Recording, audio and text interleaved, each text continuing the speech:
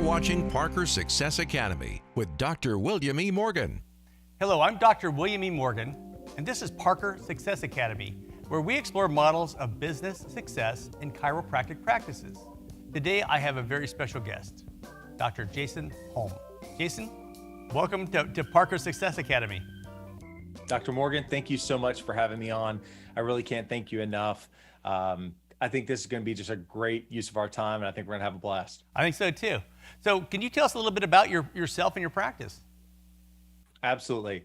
I opened my practice 11 years ago here in Nashville, Tennessee, and our practice is focused around active care. So there are 3 chiropractic physicians in our clinic, and there are 4 chiropractic therapy assistants in our clinic. And one of our biggest focuses has always been on making as big of an impact as we can in our community, working really closely with our healthcare colleagues of multiple disciplines to be able to affect as many patients as we can. So can you tell us a fun fact about yourself, something that most people wouldn't know about you? Oh, that's a good one. I would say a fun fact is between myself and my daughters, who are 4 and almost 6 years old, we've seen the musical Hamilton either in person or on video or listened to it well over 100 times. Wow, that is a fun fact. I need to watch it for the first time. So can you explain your definition of success? I would say my definition of success, I think we always have a couple of different big pillars, or think of them like glasses or cups that need to be filled. We have that emotional side, and then we also have that financial side.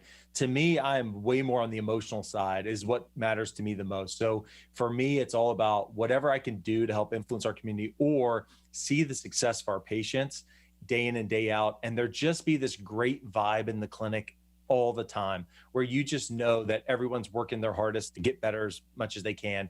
And then when they come in, they just know they're in the right place. I think that's it. When you walk through the clinic on a Thursday and you have a shadow in the clinic and you can just feel it, that energy's going and people are working their butt off like that. That's my success right there. When you feel that, it's like, I just know the rest of the week and the weekend's going to be awesome. That's awesome. And most chiropractors experience that. So can you explain your business model to us?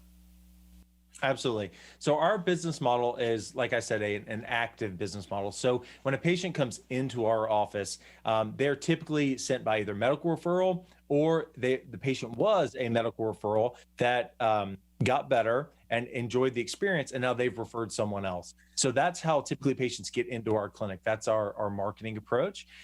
From there, once a patient gets into our clinic, we do what is called the selective functional movement assessment on every patient. So we look at full body movement to help our diagnostic process. And then from there, we're able to start narrowing down to find out what is that medical diagnosis and then what is that functional chiropractic diagnosis that we're really going to be working on. And then from there, it's working them through the clinic to go from that. They need that hands-on passive type care to getting them active in some kind of movement or rehabilitation day one. And then over time, moving them to that higher level of self-efficacy. So that hierarchy where you start from relatively passive, but you're empowering them to self-care, it sounds like, as well. Is that true? Absolutely. That's our most important thing. And actually the building that we bought was built literally with that whole idea in mind, that when you walk in on the front end, it has that very home environment, that medical still there to help you from the chiropractic side. But then when you walk through those doors in the back, it opens up to full on active rehab. So we have 3,500 square feet of active care in the back half of the building, which is just that natural progression that we want to see. And as patients walk to go back to the restroom, or as we walk them back there, they always say, "Oh, I had no idea this was here." And that's like, well, this is about to be what your future looks like. So let's go get it. Well, you would enjoy coming and visit Parker University. We just opened up built a 21,000 square foot functional fitness facility here. It's fantastic. So, oh, I love it. In addition to chiropractic, what other treatments do you offer or professions in your practice? So in our office, it is all chiropractic physicians or chiropractic therapy assistants. So when we think about the care that we offer, adjustments are at the top of that list. After that, we do perform dry needling. Acupuncture is offered specifically to our VA referrals in the clinic.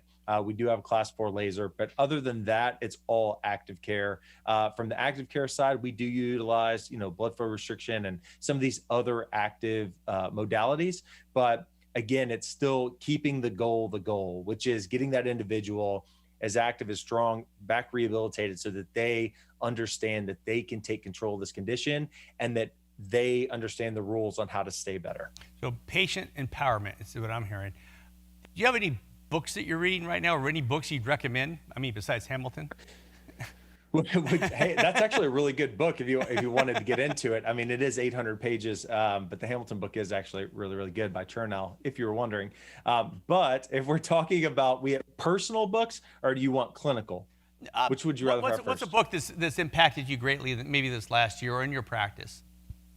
I'd say Stillness is the key. That is an absolutely great book by Ryan Holiday.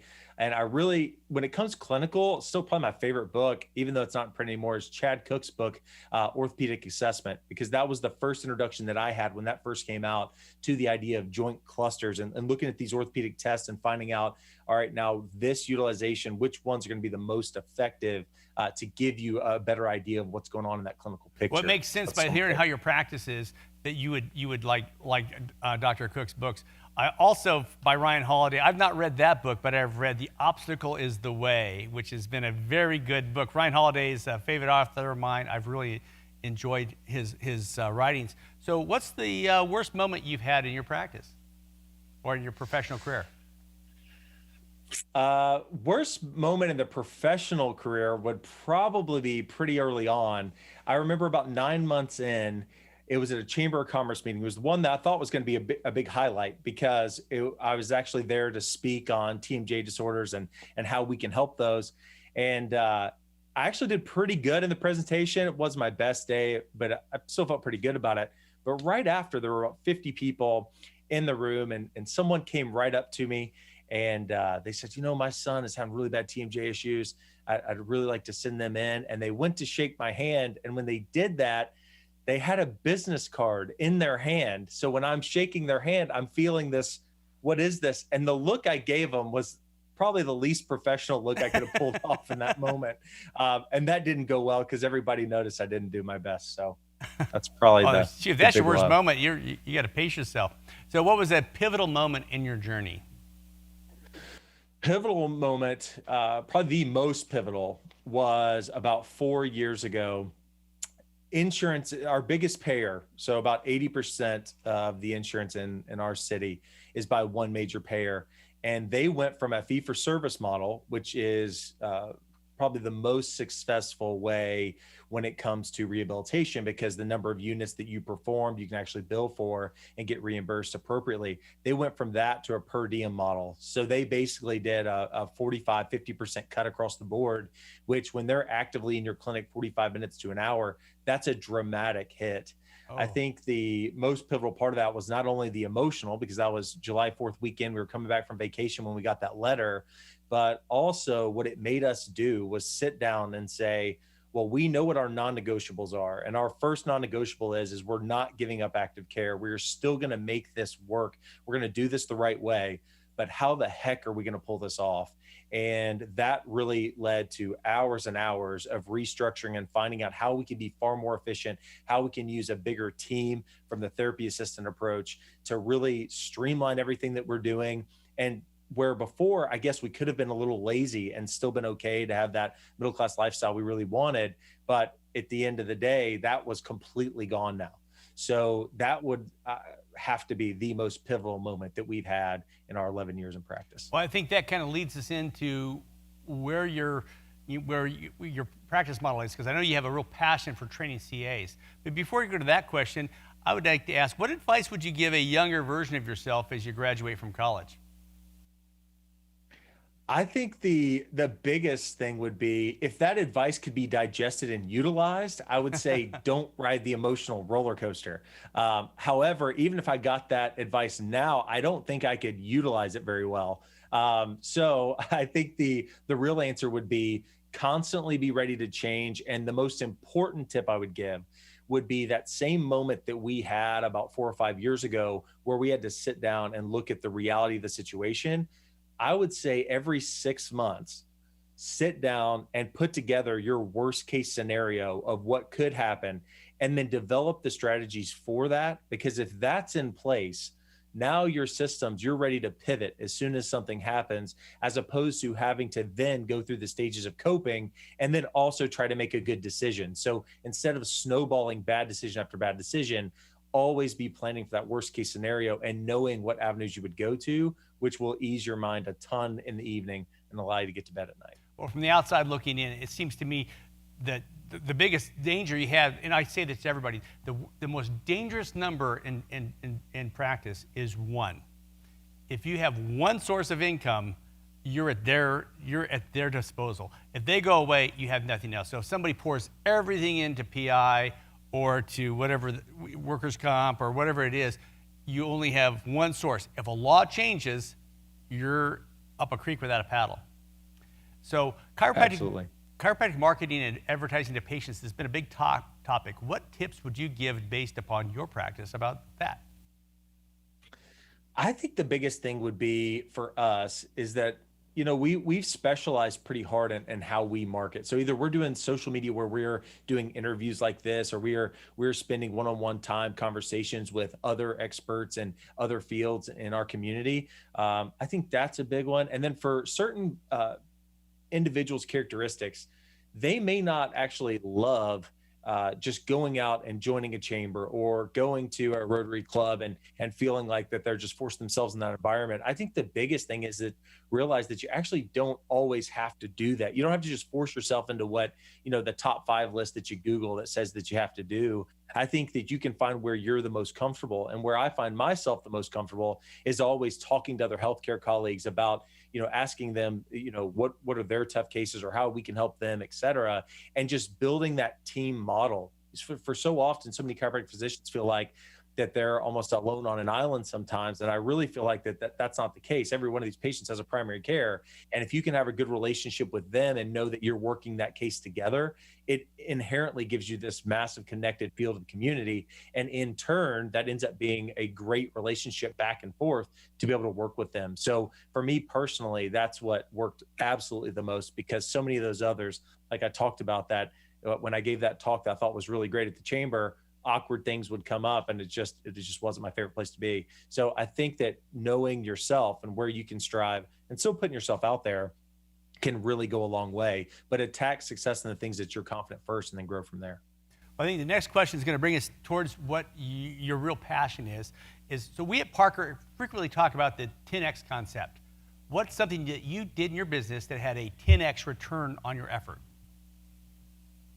I think the first would be always seeking that continuing education, and then realizing that you've gained so much continuing education over time that you can really level up your own team, and being able to bring that back and just always do training. So I would say our number one thing that we've done that's been that 10X, like with our clinic, has been every Wednesday, we start at 9 a.m. in the morning and we play a competitive game to get us going for about 15 to 20 minutes to get us awake. But then we deep dive into continuing education with our team, and then working through tough cases that we're having. So we do that for 3 hours every Wednesday morning. And that's been the biggest thing, because things will come up that are very challenging that all of us providers will have, or say Dr. Ethan or Dr. Alec in our clinic is seeing a case, and then I see them, and we're able to wrap our head around those tough complexities. But also to be able to say, like, here's all these great things we learned about this case, or for each individual to show their expertise to the team, constantly builds that team environment. And that is something that transfers to the patients immediately. If any of our therapy assistants start working with a patient, there's never this awkward hesitancy of like, what's going on? They just know it's part of the team, and they expect that they're going to be working hands-on with them, or they're going to be doing that range of motion assessment with them that day. Well, it sounds like you elevate your team, but you always return focus onto the patients. So that sounds Absolutely. like a very good thing. So I think this brings us into the main crux of what you'd like to talk about, is training systems for one, but also training back office CAs. Is that true? So Absolutely. Tell us about that. I think for some reason, as chiropractic physicians, I don't know if it's pushed onto us or if we accidentally just take this away, but when we're graduating school or going through school, there's this hero ball type approach, meaning that the provider is the only one that can do any of the things that really help advance care with that patient. And at least that's how, when I came out of school, that was the idea, was that I was the only one that could take that range of motion accurately, or I was the only one that could do that soft tissue technique, or I was the only one that could cue them how to do a lunge without knee pain and those things. And once it really sunk in that that is not the case, then it became inherent that I only have so many hours that I can work hands-on with patients in a week. And the reality is, when we ran the numbers, it didn't matter if it was me, if we had 2 docs on the team, if we had 10 docs on the team. By the time you run the numbers, if it's just providers, we still can't even move the needle in our community of seeing enough patients to where the entire community experiences what we want them to experience from all the great benefits of chiropractic. So the only way that you can start scaling that really at all is if you have a team of providers, and your therapy assistants are a major component to that. And so the idea behind a chiropractic therapy assistant, that's what we call them in Tennessee, that's what their license is. But at the entire nation level, we talk about that certified chiropractic clinical assistant. And so that is the certification that you can seek outside of that is offered by FCLB.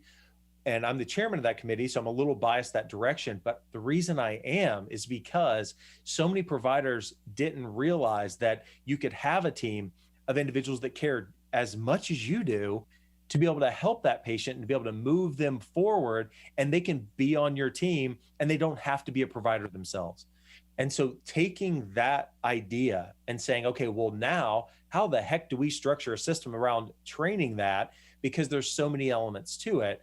But I think the first thing that I would say to that is it's all about starting small, one step at a time, but knowing that over time as a team, if you build towards these certifications, the individual realizes like, man, I actually have potential of a real career here in this practice, as opposed to having to seek growth other places. So I think it's an unbelievable opportunity to get hands-on right away. I think it's the perfect fit for our profession. And I am biased, but I think that our profession is the perfect place to have this great assistant base that's building like crazy, because it's such a fun type environment to help see someone go from in a lot of pain to being able to do really great things again, to be able to squat from deep in a low position, be able to pick up their grandkids again, to lift things overhead again. So being able to have a team do that and see the success of your therapy assistants do that. And, you know, the first time I can remember watching a therapy assistant, I didn't even show them this piece, but they just witnessed enough of the cueing. They were like, hey, I think this is how you need to lift that. And they could instantly do it pain-free, and they could add 20 pounds to it, and just blown away. Instantly, you knew you had that team active care environment that you were really looking for the whole time. Wow. So CAs, I know in Maryland, they require certification for back office CAs. Tennessee, how many other states require a certification or training? So right now, depending on how you read the laws, there's 11 to 13 that have some level of requirement. Certain states are a lot harsher about that, if that makes sense. So you have Alaska, you have the Dakotas, you have Tennessee, that have that more specific requirement. Certain states like Chicago say that if you have a provider, or like Illinois, if you have a doctorate license, they can directly work under you immediately. So I think each state's a little bit different. It's important to really go through your statutes and go through your rules, your chiropractic rules in that state, to understand that. But I think in almost every state, you can have some type of hands-on. It just depends on how exactly do you have to navigate that from a certification perspective. In those states, do they require ongoing CE? Yes. And so, for example, in Tennessee, it's 6 hours per year. And then in certain states, it's 6 every 2 years. So depending, there's absolutely a requirement for continuing education. At Parker Seminars, we always have a CA continuing education classes. A lot of it's on billing and front office, but this is interesting to hear the back office side, especially for states like Tennessee, where you call them therapy assistants. Now, you talk about chiropractic physicians and dry needling and function. So which school did you go to, Jason? I went to Logan. Logan, got it. So all these things are interesting. So let's see, anything else you want to share about, because I know you have a passion for this, and it sounds like this is the secret sauce that allowed you to see more patients and overcome that per diem pay schedule versus the itemized pay schedule. Is that correct? So Absolutely. it was a full force multiplier. So where do you see chiropractic going in the next 5 years? I think where this is going is getting more highlighted. It's exactly what we're trying to train providers towards, which is the reality of the situation is that your time is going to be getting split more and more, but you need to be prepared to not let quality dip. I want it to be a non-negotiable in chiropractic that your quality of care does not diminish no matter how split up your time becomes. And the only way you can do that is to have a team environment with trained up clinical chiropractic assistants that are able to help take 80% of the burden off of you because they know exactly the cue that they're going to give them, or the nerve mobilization they're going to show, or the way to stand up without hurting their back with that diagnosis. You've got to have those that can spend that time, because what we're seeing is more and more websites that are creating these videos that you can now go share to them. But we're also starting to see the other side of that, which is, oh, you're going to send me that exercise and now I'm going to watch that. But you know what would have been a lot better would be if Cheryl would have just shown me how to do that. And then there's that connection piece. And then they're always tying that back to, they remember that they did that with you in office. You were there for them. That's the piece. It's not that, oh, I'm just sending this exercise. They're going to walk me through it. But the way that you can make that happen is by having that great trained staff. And I think that's what's incredible about what Parker Seminars is doing, by having more opportunities to be able to train those assistants. But I think it's important that assistants learn a little bit different than, say, our providers learn, right? We have that just different base that we're coming from. And so I think it's important that we're able to hit that from all angles. Well, when I first became president here at Parker, my staff told me there's a phrase: the president should only do what only the president can do. And that's probably true for doctors. The doctor should only do what only the doctor can do, so that because if you're doing something that you can pay someone $15 or $20 an hour to do, now you're working for $15 or $20 an hour. So it is important. There's that you hit those thresholds in practice where to keep getting growing, you have to have other people behind you helping you out. So what is one takeaway you'd like to leave with the audience? And after that, could you leave us some contact information for you, Dr. Hulme?